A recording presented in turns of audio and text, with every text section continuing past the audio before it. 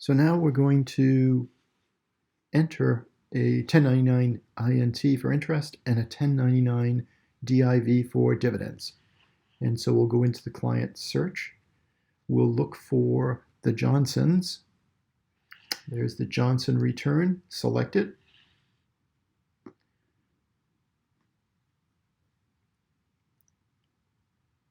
There's the return. We go into the federal section. We could have entered up here at the top, 1099. I apologize, it's not showing for some reason very darkly on my screen, but I'm going to key in 1099 INT. It comes up and says go to the 1099 INT, and I say yeah. So it brings up interest and dividend income, and I could then go and enter here. Again, the other way I could do it is to go to income. Under income, it's right here. Schedule B, forms 1099 INT, DIV, and OID. So I'm going to select to do the 1099 INT, interest and dividend. I can select in here. There's the interest. There's the original issued discount, the OID. There's the dividend income reporting. We want to do an interest income. And then say continue. There's the form to fill. Payer's name. The payer's name is Derby Federal Credit Union.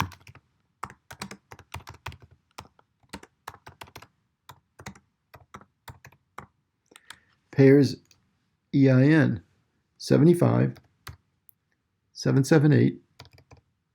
Oh, look, I keyed it in before. So I'm going to select it, and there it is. Address is 431 Investment Row. 431, that's 413.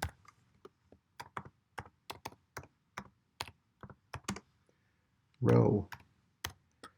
And the zip code is 40202. 40202. And that's in Louisville. So there it is. Is this the taxpayers, the spouses, or joint? This is James Johnson. James Johnson on this return is the taxpayer. So I'm going to select taxpayer. Investment income in box 1. Box 1 says $238.80. That rounds up to $239. Tab. The early withdrawal penalty. There is a figure in there. It's $23. In box 3, U.S. Savings Bond and Treasury. There's a $150 figure in there. There's nothing for federal tax withheld. Box 5 has nothing. The next box is going to be box 8, I believe, and that's going to be tax-exempt interest of $45. The next is box 11. I'm just going to go down to box 11, and it's $126.23, which rounds down to $126. That's it. We've entered everything. I can go and double check to make sure I've got the taxpayer, right? 239, 23, 150, 45, 126. Right. Everything's been entered. I can now save this. So I don't have another one, so I'll just say continue. It will save it. And the interest has now been input. So that's it for an interest income submission.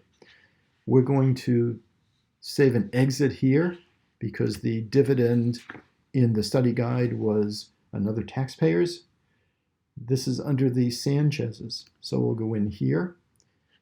We'll go to the Sanchez's return.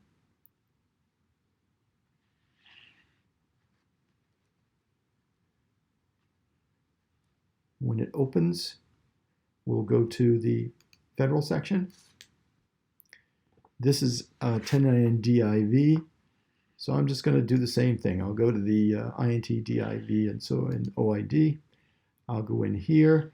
I know that I want to select a dividend for 1099 DIV. I say continue. And it comes up and says payer's name.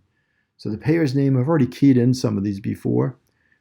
Baker Financial Services. As I mentioned before, if you've keyed something in, it will normally save it. There's the Baker Financial Services. I don't have to rekey that in. Taxpayer, 25. Well, it's already a 25 here. And then 746. Let's see. Maybe the other one. Yep. Down here. I've keyed this in before. Address is Post Office Box. PO 237. I got that right. Zip code 32209. And that's in Jacksonville, Florida. What's on the form? Box 1. What you see is what you type in. 345.89 rounds up to 346. Qualified dividends 256.50. Oop, rounds up to 257. Capital gains 2A 49.78. That's $50. Next box is, wow, $16.23 for non-dividend distributions. So that rounds down to 16. Next box is Section 5, the 199A. There it is, 199A dividends, 126.78. That rounds up to 127. And then I have foreign tax withheld, $5.13 rounds to 5. I've entered everything. I can just double check really quickly. 346, 257, 50, 16, 127, 5. Done. So there you have it. I can now go and continue. I don't have another one to enter. And it's done. $346 in there. Let's see. Plus, okay. So it had ordinary dividends. It also had other amounts in there. So you notice the AGI is $396. Well, there's 50 in the total capital gains. So what it did is it added the 346 and the $50 in box 2A. Let me just go in and show you that. So it took the 346 and it took the $50 in the capital gains, added them together. That is now, with nothing else in the return, the Sanchez's adjusted gross income as of this point in time.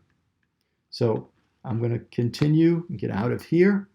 I'm going to exit their return, and we're finished with this section. There was a sheet with a brokerage type statement showing not in the boxes, but kind of in rows, the same box numbers. I will not put that in under this exercise just to save some time. And so that's the end of this demonstration.